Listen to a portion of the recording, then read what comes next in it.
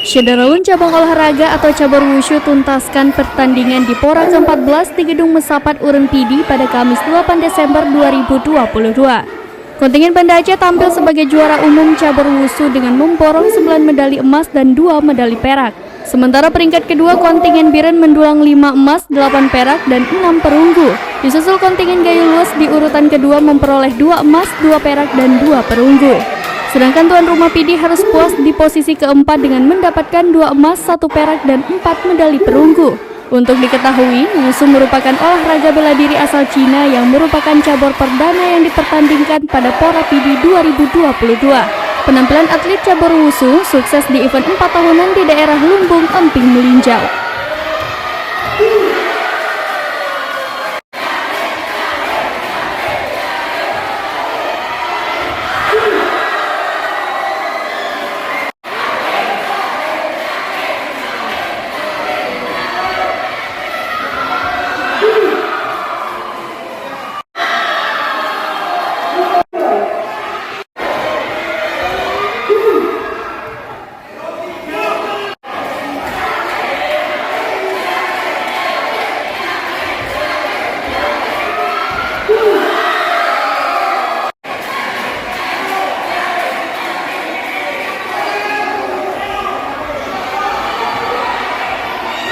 Dari Pidi, Muhammad Nazar, serambinews.com.